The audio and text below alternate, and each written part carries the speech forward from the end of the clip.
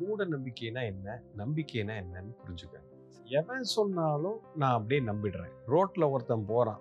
"டேய் இது சூரியன் மேற்க உதிக்கும், கிழக்க உதிக்காதுன்னு சொல்றான்." "ஓ! அப்படியா?"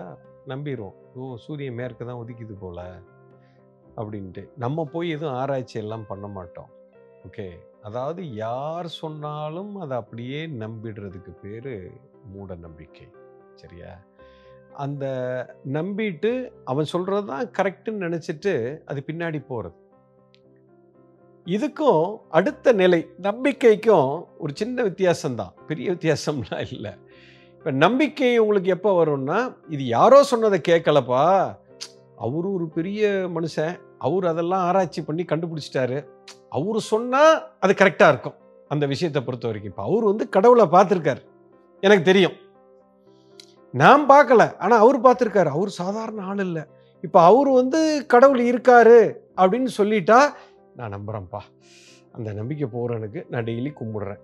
இப்பவும் நீங்க முதல்ல சொன்ன ஆளுக்கும் இதுக்கும் ஒண்ணும் பெரிய வித்தியாசம் கிடையாது. இப்பவும் இது நம்பிக்கை தான். சார் இது உங்களுக்கு பலன் குடுக்குமா? அப்படின்னா குடுக்காது. அதாவது உங்களுக்கு என்னைக்கு கடவுள் தெரியிறாரோ, அன்னைக்கு தான் சார் அந்த பலன் வரும். அதாவது எந்த ஒரு விஷயத்த மேலயும் நீங்க நம்பிக்கை ஏன் வைக்கிறீங்க தெரியுமா? அந்த அந்த விஷயத்த பத்தின ஆராய்ச்சி நீங்க பண்ண தேவையில்ல. அவன் பண்ணி முடிச்சுட்டான். நான் போய் அத தேடி புடிச்சு அந்த கடவுள் இருக்காரான்னு நான் பார்க்க தேவையில்ல.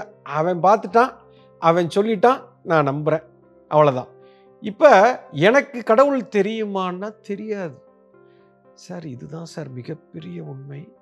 அதாவது நம்பிக்கை உங்களுக்கு அசாத்தியமான நம்பிக்கை வந்துருச்சு அப்படின்னா என்ன அர்த்தம்னா, அறியாமையில இருக்கீங்கன்னு அர்த்தம். உங்களுக்கு தெரியாதுன்னு அர்த்தம்.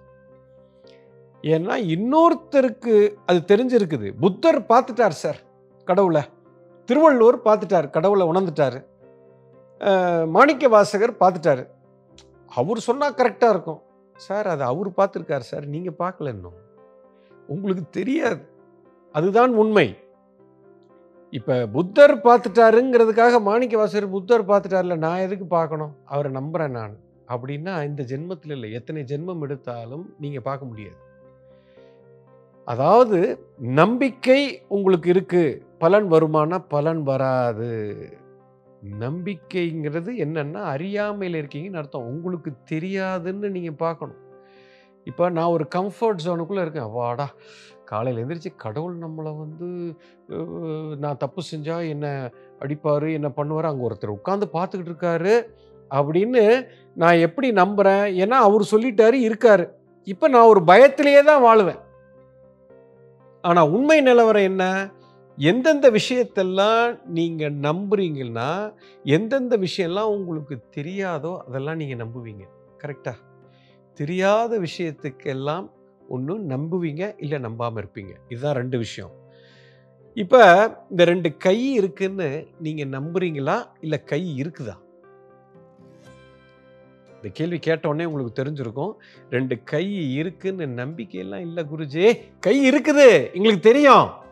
நம்பிக்கைலாம் கிடையாது. இங்க பாருங்க. கை இருக்குது. கண்ணே எனக்கு போனா கூட கை இருக்குங்கிறத என்னால உணர முடியும்.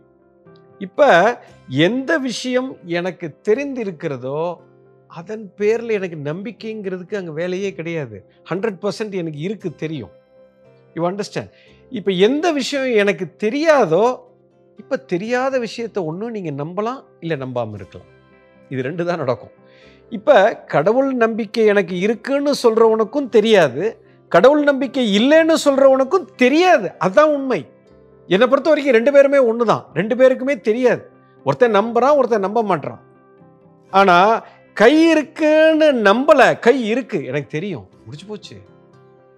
அதுதான் சார் உண்மை. உங்களுக்கு தெரியாதுன்னு பாருங்க. நம்பிக்கைங்கிறது அறியாமையில இருக்கீங்க. நான் அறியாமையில் இருக்கிறேன். எனக்கு தெரியாது.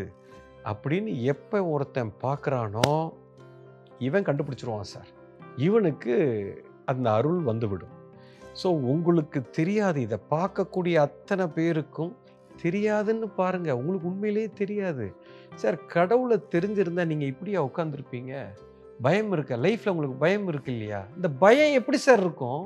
இருக்கிறதுக்கு வாய்ப்பே இல்ல. இப்ப இந்த நாட்டினுடைய பிரதம மந்திரி உங்களுக்கு நல்லா தெரியுது, ஃப்ரெண்டா இருக்காரு அப்படின்னா பயப்படுவீங்களா? பயமே இருக்காது. ஏய், பிஎம்ஏ என்னோட க்ளோஸ் ஃப்ரெண்டுடா, என் காலேஜ் மேட் அப்படின்னா ரோட்ல நீங்க எப்படி நடப்பீங்க? என்ன திமிரு இருக்கும்? என்ன தெனாவட்டு இருக்கும்? எப்படி நடப்பீங்க? You understand? ஒரு நாட்டினுடைய பிரதம மந்திரியை தெரிஞ்சாலே இவ்வளவு தைரியம் தெனாவட்டெல்லாம் உங்களுக்கு இருக்குமே. இந்த அண்ட சராசரத்தையே உருவாக்கின ஒரு சக்தி உங்களுக்கு தெரிஞ்சிருந்தா எப்படி இருப்பீங்க? என்ன தைரியம் இருக்கும்? என்ன தெனாவட்டு இருக்கும்? எவனாவது உங்கள்ட்ட கிட்ட வந்துட முடியுமா? அப்படின்னா இப்போ உங்களுக்கு பயம் இருக்கு, உடம்புல நடுக்கம் இருக்கு, வாழ்க்கையை பார்த்து இன்செக்யூரிட்டி இருக்குது, பதட்டம் வருகிறது அப்படின்னா உங்களுக்கு தெரியாதுங்கிறது தான் உண்மை. வெறும் நம்பிக்கை உங்களை காப்பாற்றாது. அறியாமையில் இருக்கிறீர்கள் பாருங்க, தெரியாது என்று பாருங்கள். தெரிந்து கொள்வதற்கு உண்டான தீவிரத்தை கொண்டு வாங்க, தேட ஆரம்பிங்க, கண்டுபிடிச்சிடலாம். அதுக்குண்டான வழி குருவிடம் இருக்கிறது. அதுக்கு பிராப்தம் இருந்தால் அந்த அனுகிரகம் உங்களுக்கு கிடைக்கும். உங்களிடத்தில் வந்து அதை புரிய வைப்போம். அந்த தேடல் இருந்தால் குரு வந்து விடுவார். இந்த வீடியோவை பார்க்குறீங்கன்னாலே உங்களுக்கு அந்த தேடல் இருக்குன்னு என்று அர்த்தம். கட்டாயம் தெரியாது என்று பாருங்கள், தெரிந்து கொள்ளலாம். You understand? எஸ்.